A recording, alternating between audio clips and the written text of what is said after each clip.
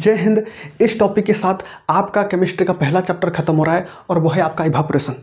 बहुत ही आसान सा टॉपिक है, ज़्यादा नहीं, 5 मिनट से 10 मिनट वक्त लूँगा आपका, फटाक से ख़त्म कर लेते हैं। देखो, आप डेफिनेशन को ही पढ़ लो, आपको समझ में आ जाएगा।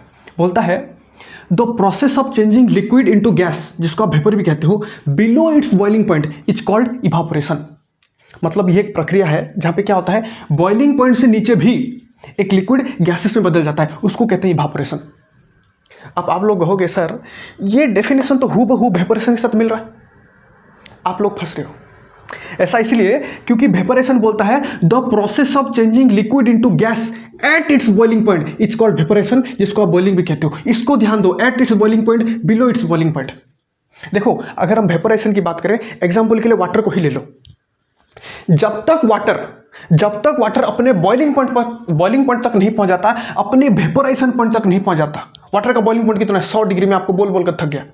तो जब तक वाटर अपने बॉइलिंग पॉइंट तक नहीं पहुंच जाता, तब तक वाटर लिक्विड से गैसेस में नहीं बदलेगा, इसको कहेंगे वेपोराइजेशन। लेकिन अगर हम इवापोरेशन की बात करें ना, तो अगर वाटर का टेम्परेचर 100 डिग्री ना हो, उससे कम भी हो, तब भी इवापोरेशन हो जाएगा, तब भी वाटर लिक्विड से गैसेस में बदल जाएगा। तो सर कितना टेम्परेचर? अगर बिलो बॉइलिंग पॉइंट कह रहे हैं तो टेम्परेचर कितना, कोई भी टेम्परेचर उठा लो, रूम टेम्परेचर पे भी इवापोरेशन हो सकता है। Evaporation can takes place at any temperature. 20 degree पे हो सकता है, 25 डिग्री पे हो सकता है, 30, 5, 0 डिग्री पे भी हो सकता है। हाँ, मानता हूं रेट ऑफ इवापोरेशन कम होगा अगर टेम्परेचर कम होगा। 0 डिग्री फ्रीजिंग टेम्परेचर है, मैं मानता हूं वहां पर भी इवापोरेशन होता है, लेकिन बहुत ही कम होता है, बहुत कम ही होता है।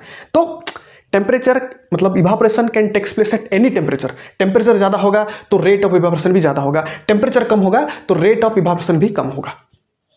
ऐसा क्यों होता है सर? ऐसा इसलिए होता है बेटा, देखो, अगर हम लिक्विड की बात करें ना, तो जो लिक्विड के पार्टिकल होते हैं उनमें से कुछ ऐसे पार्टिकल होते हैं, और भाई मैटर किससे बना है? पार्टिकल से तो बना है। लिक्विड क्या है? पार्टिकल ही तो है, मैटर ही तो है। तो लिक्विड के अंदर कुछ ऐसे पार्टिकल होते हैं जिनके पास अच्छा खासा काइनेटिक एनर्जी होती है, और जिनके पास अच्छा खासा काइनेटिक एनर्जी, कुछ पार्टिकल, सब नहीं, कुछ ऐसे पार्टिकल होते हैं जिनके पास अच्छा खासा काइनेटिक एनर्जी होती है, और जिनका काइनेटिक एनर्जी ज्यादा हो, वो हमेशा कोशिश करते हैं उस लिक्विड के सरफेस पे आके रहें। अब सोचो, अगर पार्टिकल सरफेस पे आके रहेंगे, मतलब वो एटमॉस्फेयर के, मतलब हवा के एटमॉस्फेरिक के कांटेक्ट में रहेंगे, उसके संपर्क में रहेंगे, तो उनका अगर थोड़ा सा भी एनर्जी मिल जाता है, चाहे वो एनर्जी हीट एनर्जी हो, लाइट एनर्जी हो, इलेक्ट्रिसिटी हो, कुछ भी, अगर थोड़ा सा भी एनर्जी मिल जाता है, उनके पास पहले से काइनेटिक एनर्जी ज्यादा है, और अगर थोड़ा सा एनर्जी मिल जाता है, वो इवापोरेट कर जाएंगे और लिक्विड से गैसेस की ओर चल जाएंगे। ये बात है, समझ में आ गया? देखो, अगर आपसे कोई पूछे what is the biggest difference between evaporation and evaporation, तो इतना ही बोलना कि इवापोरेशन एक सरफेस फेनोमेना है, जबकि वेपोरेशन एक बल्क फेनोमेना है एट इट्स बॉइलिंग पॉइंट। क्या होता है सर इसका मतलब ये होता है बेटा, देखो, अभी मैंने कहा कि कुछ पार्टिकल होते हैं जिनके पास अच्छा खासा काइनेटिक एनर्जी होती है, जिसलिए वो सरफेस पे आके रहते हैं, ठीक है। तो इवापोरेशन ना एक सरफेस फेनोमेना होता है, मतलब सरफेस पे जो पार्टिकल होते हैं उनकी काइनेटिक एनर्जी ज्यादा होती है, उनको थोड़ा सा एनर्जी मिलने के बाद वो लिक्विड से गैसेस की ओर चले जाते हैं। इसको कहते हैं सरफेस फेनोमेना, मतलब लिक्विड के सतह से ही काम बनती है, नीचे से कोई काम नहीं होता, नीचे से जो पार्टिकल होते हैं वो वैसे ही होते हैं, सरफेस से ही इवापोरेशन होती है। जबकि अगर वेपोरेशन की बात करें ना, ये एक बल्क फेनोमेना है। एग्जाम्पल के लिए वाटर को ले लो, देखना, वेपोरेशन मतलब क्या, बॉइलिंग ही तो है। आप जब वाटर को उबालते हो, देखना, बॉईल करते हो, तो देखना नीचे से ही बुलबुला बन रहा होता है, नीचे से ही पूरा का पानी, बल्क माने पूरा का पूरा पानी लिक्विड से गैसेस में बदलता है एट इट्स बॉइलिंग पॉइंट, याद रखना, उसको कहते हैं वेपोराइजेशन। तो इवापोरेशन एक सरफेस फिनोमेना है, सरफेस से ही होती है, जबकि वेपोरेशन एक बल्क फिनोमेना, पूरा का पूरा पानी लिक्विड से गैसेस में बदलता है। ठीक है, यहां तक समझे? बहुत आसान है। अच्छा, मुझे एक बात बताओ, मैं एक सवाल पूछता हूं आपसे, क्या इवापोरेशन के लिए लेटेंट हीट की जरूरत है? मैंने पूछा, क्या इवापोरेशन के लिए लेटेंट हीट की जरूरत है?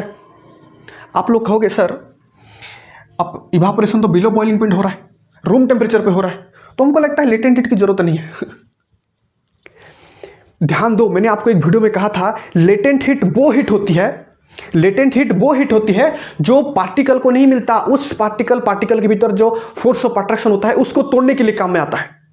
अब मुझे एक बात बताओ, लिक्विड है मतलब कुछ ना कुछ फोर्स ऑफ अट्रैक्शन होगा, जब तक फोर्स ऑफ अट्रैक्शन टूटेगा नहीं तब तक लिक्विड गैसेस में बदलेगा नहीं। तो कहना यह चाहता हूं, चाहे वो इवापोरेशन हो या फिर वेपोराइजेशन हो, जब तक लेटेंट हीट मिलेगा नहीं तब तक मैटर की स्टेट में चेंज होगा नहीं। क्यों? क्योंकि लेटेंट हीट क्या करता है, मैटर की प्रॉपर्टी को चेंज करता है। जब लेटेंट हीट लिक्विड को मिलेगा तो उसकी जो पार्टिकल के भीतर जो फोर्स ऑफ अट्रैक्शन होगी वो टूटेगा, वो कमजोर होगा, तब जाकर लिक्विड गैसेस में बदलेगा।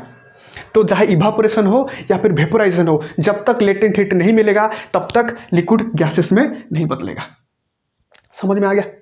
अगर आप यहां तक समझे तो मैं आगे आपको बताऊंगा कि कौन कौन से फैक्टर के ऊपर इवापोरेशन डिपेंड करता है। ठीक है, देखो अब हम बात करते हैं कौन कौन से फैक्टर के ऊपर इवापोरेशन डिपेंड करता है। ठीक है, 4 अलग अलग फैक्टर है जिनके ऊपर इवापोरेशन डिपेंड करता है। पहला हो गया टेम्परेचर, जिसको आप तापमान भी कहते हो। दूसरा हो गया सरफेस एरिया। तीसरा हो गया ह्यूमिडिटी ऑफ एयर, मैं आपको समझाऊंगा ह्यूमिडिटी क्या होती है। चौथा हो गया विंड स्पीड, मतलब हवा की गति। एक एक कर शुरू करते हैं। सबसे पहले आप टेम्परेचर को लो। अगर टेम्परेचर ज्यादा होगी तो रेट ऑफ इवापोरेशन ज्यादा होगा, इसलिए मैंने यहां पे लिखा है the rate of evaporation is directly proportional to temperature. अगर टेम्परेचर ज्यादा होगी तो इवापोरेशन ज्यादा होगा, अगर टेम्परेचर कम होगी तो ये भी कम होगा। अच्छा, किसका टेम्परेचर? यहां पे किसके टेम्परेचर की बात हो रही है? अरे भाई लिक्विड के टेम्परेचर ना, क्योंकि लिक्विड ही तो गैस में बदलेगा, तो यहां पे टेम्परेचर ऑफ लिक्विड। ठीक है, अब देखो मान के चलो कोई लिक्विड है जिसका टेम्परेचर बहुत ज्यादा है। मैंने आपको एक वीडियो में कहा था अगर हीट ज्यादा होगी तो टेम्परेचर ज्यादा होगा, अगर टेम्परेचर ज्यादा होगी तो पार्टिकल की काइनेटिक एनर्जी ज्यादा होगी। किसकी? मैटर की पार्टिकल की काइनेटिक एनर्जी ज्यादा होगी। ठीक है, इसका मतलब अगर कोई लिक्विड है जिसका टेम्परेचर ज्यादा है, मतलब पार्टिकल की काइनेटिक एनर्जी ज्यादा होगी। पार्टिकल की काइनेटिक एनर्जी ज्यादा होगी तो वो आराम से लिक्विड से गैसेस के अंदर कूद पाएंगे, जा पाएंगे, इवापोरेट कर पाएंगे। तो अगर टेम्परेचर ज्यादा होगा तो रेट ऑफ इवापोरेशन भी ज्यादा होगी, अगर ये कम होगा तो ये कम होगा। इसलिए आप देखे होंगे गर्मी के टाइम पे, अभी तो आने वाला है, गर्मी आने गया, आ चुका है। अब देखना गर्मी के टाइम पे कभी कभी बारिश हो जाता है शाम के टाइम पे, तो जितना भी रोड रास्ता पे तो गड्ढा होता है ना वो पूरा पानी से भर जाता है। ठीक है, अगले दिन देखना जब धूप होता है ना तो कुछ 5-6 घंटे के अंदर अंदर वो जो पानी होता है वो सूख जाता है। क्यों? क्योंकि गर्मी के टाइम पे टेम्परेचर ज्यादा होती है, टेम्परेचर ज्यादा होगी तो उस लिक्विड का टेम्परेचर भी ज्यादा होगा, पार्टिकल की काइनेटिक एनर्जी ज्यादा होगी, और अगर काइनेटिक एनर्जी ज्यादा होगी तो वो आराम से इवापोरेट कर जाएंगे लिक्विड से गैसेस के अंदर। हाँ, सरफेस एरिया भी मैटर करती है, मैं आपको समझाऊंगा आगे क्या होती है, लेकिन टेम्परेचर भी मैटर करता है रेट ऑफ इवापोरेशन को। अगर ये ज्यादा होगा तो ये भी ज्यादा होगा। समझ में आ गया? दूसरा है सरफेस एरिया। अच्छा, सरफेस एरिया मतलब क्या समझते हो ना? देखो मान के चलो कोई पेपर है, पेपर है क्या? तो पेपर ही है। ठीक है, तो ये होता है सरफेस एरिया, ये जो देख रहे हैं ना ये होता है सरफेस एरिया। इतना देखो कितना बड़ा सरफेस एरिया है। लेकिन अगर मैं इसको ऐसे फोल्ड करके, ऐसे एकदम फोल्ड करके छोटा बना देता हूं तो देखो सरफेस एरिया कितना छोटा हो गया। ये होता है सरफेस एरिया, कितना छोटा हो गया देखो, ये होता है सरफेस एरिया। ठीक है, तो सरफेस एरिया अगर ज्यादा होगी तो रेट ऑफ इवापोरेशन ज्यादा होगा। अच्छा, किसका सरफेस एरिया? लिक्विड का सरफेस एरिया। ठीक है, तो चाहे टेम्परेचर हो चाहे सरफेस एरिया, मतलब सरफेस एरिया हो तो लिक्विड को ही लोगे आप। ठीक है, क्योंकि वही तो गैसेस में बदलेगा ना, समझो बात को। तो अगर ये ज्यादा होगी तो रेट ऑफ इवापोरेशन ज्यादा होगा, ये कम होगा तो ये कम होगा। ठीक है, एग्जांपल मैं आपको देता हूं। देखो मान के चलो कोई लिक्विड है, पानी है, मान के चलो उसका सरफेस एरिया बहुत ज्यादा है, बहुत ज्यादा उसका सरफेस एरिया है। ठीक है, अभी अभी मैंने आपको कहा अगर हम लिक्विड की बात करें तो कुछ ऐसे पार्टिकल होते हैं जिनके काइनेटिक एनर्जी बहुत ज़्यादा होती है और वो हमेशा सरफेस पे आके रहना चाहते हैं। मतलब अगर सरफेस एरिया ज़्यादा होगी तो जितने भी पार्टिकल होंगे उस लिक्विड की, उनकी जिन की भी काइनेटिक एनर्जी ज़्यादा होगी वो सरफेस पे आके रहेंगे। और अगर सरफेस पे आके रहेंगे, उनको थोड़ा सा भी हीट मिला, थोड़ा सा भी टेम्परेचर मिला, थोड़ा सा भी लाइट मिला, कुछ मिला, वो सीधा कर क्या कर जाएंगे? इवापोरेट कर जाएंगे। इसीलिए रेट ऑफ इवापोरेशन इंक्रीज अगर सरफेस एरिया बढ़ता है तो। ठीक है, आप किताब उठा लो, वहाँ पे एक्सपेरिमेंट दे रखा है चाइना डिश और टेस्ट ट्यूब का। ठीक है, अगर मान लेते हैं चाइना डिश में पानी है और उतना ही पानी टेस्ट ट्यूब पे है, तो चाइना डिश में जो पानी है वो ज़्यादा इवापोरेट कर जाएगा। क्यों? क्योंकि उसका सरफेस एरिया ज़्यादा है। जबकि टेस्ट ट्यूब की बात करें तो वो कम इवापोरेट करेगा क्योंकि उसका सरफेस एरिया कम है। समझ में आया? इसलिए देखना, हम जब कपड़ा सुखाते हैं ना, आप जब कपड़ा धोते हो और सुखाते हो ऐसे छांट देते हो, ऐसे ले छांट देते हो। क्यों? जब आप छांट देते हो ना तो उस कपड़ा का सरफेस एरिया बड़ा हो जाता है। अगर सरफेस एरिया बड़ा होगा तो रेट ऑफ इवापोरेशन भी ज्यादा होगा। समझ में आ गया? अब बात करते हैं, इसकी बात करने से पहले आप थोड़ा समझो कि ह्यूमिडिटी क्या होती है। ह्यूमिडिटी बोलता है amount of water vapour present in air. कितना अमाउंट ऑफ वाटर वेपर हवा में प्रेजेंट है उसको ही कहेंगे ह्यूमिडिटी। अगर हवा में ज़्यादा वाटर वेपर प्रेजेंट है तो ह्यूमिडिटी ज़्यादा होगी, अगर हवा में वाटर वेपर कम प्रेजेंट है तो ह्यूमिडिटी कम होगी। ठीक है, समझ में आ गया ह्यूमिडिटी। आप समझो ह्यूमिडिटी ऑफ एयर क्या होती है। The rate of evaporation is inversely proportional to humidity of air. मतलब अगर हवा में ह्यूमिडिटी ज़्यादा होगी तो रेट ऑफ इवापोरेशन कम होगा, अगर ये कम होगी तो ये ज़्यादा होगा। इनवर्सली प्रोपोर्शनल मतलब तू ज़्यादा मैं कम, तू कम मैं ज़्यादा, तू 0 मैं 1 तू 0, उसको कहते हैं इनवर्सली प्रोपोर्शनल। ठीक है, ऐसा क्यों होता है सर? ऐसा इसलिए होता है, मैं आपको एग्जांपल दे रहा हूँ, आपको समझ में आ जाएगा। देखना, मान के चलो यहाँ पर कोई हवा है। अब हवा तो हर जगह है, मान के चलो यहाँ पे जो हवा है वहाँ पे मान के चलो 100 वाटर वेपर रह सकते हैं। कितना? 100 वाटर वेपर रह सकते हैं। मान के चलो ह्यूमिडिटी बहुत ज़्यादा है, मतलब वाटर वेपर भी ज़्यादा होगी। मतलब यहाँ पे जो हवा है वहाँ पे 100 वाटर वेपर रह सकते हैं। मान के चलो ह्यूमिडिटी ज़्यादा होने के कारण उस हवा में पहले से ही 90 वाटर वेपर है, मतलब खाली 10 वाटर वेपर इवापोरेट कर सकते हैं, मतलब केवल 10 वाटर पार्टिकल इवापोरेट करके लिक्विड से गैसेस में बदल सकते हैं। आप ध्यान से देखो, ह्यूमिडिटी ज्यादा होने के कारण रेट ऑफ इवापोरेशन घट गया। ठीक उसी का एग्जांपल लेते हैं। मान के चलो हवा है, वहां पे 100 वाटर वेपर आ सकते हैं, लेकिन मान के चलो ह्यूमिडिटी बहुत कम है। ह्यूमिडिटी बहुत कम होगा मतलब वाटर वेपर बहुत कम होंगे। मान के चलो वहां पे 100 की जगह, मतलब 90 नहीं है, 10 वाटर वेपर है, मतलब 90 water vapour, 90 water particle evaporate करके लिक्विड से गैसेस में बदल सकते हैं। आप ध्यान से देखो, ह्यूमिडिटी घट गया तो क्या बढ़ गया? रेट ऑफ इवापोरेशन घट गया। इसीलिए मैंने लिखा कि ये इनडायरेक्टली प्रोपोर्शनल है, इनवर्सली प्रोपोर्शनल है, मतलब ये बढ़ेगा तो ये घटेगा, ये घटेगा तो ये बढ़ेगा। समझ में आया? समझ में आया? इसलिए आप देखना, बारिश के टाइम पे देखना हवा में बहुत ह्यूमिडिटी होता है, मतलब जो एनवायरमेंट में बहुत ज़्यादा ह्यूमिडिटी होता है, खतरनाक, मतलब बहुत भर के वाटर वेपर होते हैं। इसीलिए आपका कपड़ा सूखता नहीं है जल्दी। आप मतलब वॉशिंग मशीन में ड्राई भी कर लो और फिर भी जाके सुखा दो, सूखता नहीं है, 1-1.5 दिन लेता है सूखने के लिए। ठीक है, तो क्यों? क्योंकि पहले से ही हवा में वाटर वेपर बहुत ज़्यादा है। ठीक है, तो अरे भाई इवापोरेशन मतलब सोखना, वाटर वेपर को सोखना।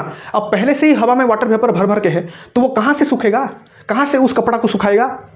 समझ रहे हो? तो ह्यूमिडिटी अगर ज़्यादा होगी तो रेट ऑफ इवापोरेशन भी कम होगा।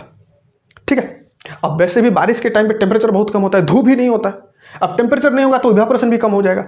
ठीक है, अब सरफेस एरिया पर कितना बढ़ाओगे? क्या कपड़ा को फाड़ दोगे? नहीं ना, तो कितना बढ़ाओगे? बढ़ा कर, है कि नहीं? ऊपर से टेम्परेचर भी कम रहता है। तो ये बात। अब सबसे आखिर में आता है विंड स्पीड, हवा की गति। डायरेक्टली प्रोपोर्शनल होता है। Rate of evaporation is directly proportional to wind speed. अगर ये बढ़ेगा तो ये बढ़ेगा, ये घटेगा तो ये घटेगा। ऐसा क्यों होता है सर? ऐसा इसलिए होता है बेटा, देखो, किसी दिन अगर मान के चलो किसी दिन अगर विंड स्पीड बहुत ज़्यादा है तो हवा की गति क्या करती है? अगर मान के चलो विंड स्पीड अगर ज़्यादा है ना, तो विंड स्पीड क्या करता है? उस वाटर वेपर का अपने साथ लेकर चला जाता है। इसके चलते क्या होता है? सराउंडिंग में वाटर वेपर की कमी हो जाती है। क्या कह रहे हैं सर? समझ में नहीं आ रहा है?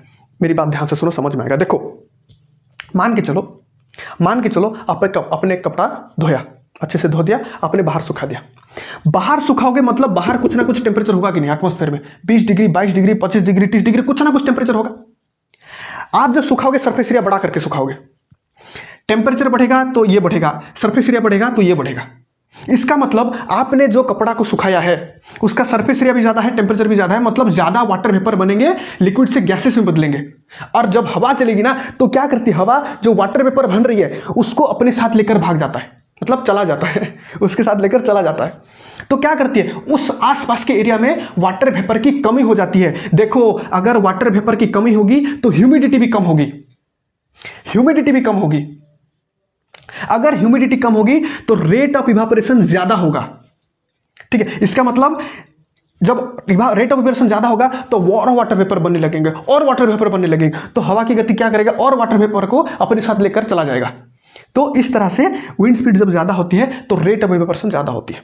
देखो, हर एक चीज मैटर करती है।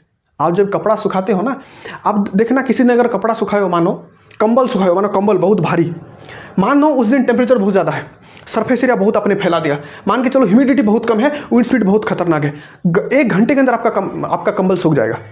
लेकिन मान के चलो किसी दिन आपने एक पैंट भी सुखाया हो, मान के चलो उस दिन टेम्परेचर बहुत कम है, सरफेस एरिया, चलो ठीक है आपने सरफेस एरिया बड़ा कर दिया, मान के चलो ह्यूमिडिटी बहुत ज़्यादा है, विंड स्पीड भी बहुत कम है, आपका 5-6 घंटा ले जाएगा सूखने में। क्यों? क्योंकि बहुत सारा चीज़ मैटर करता है।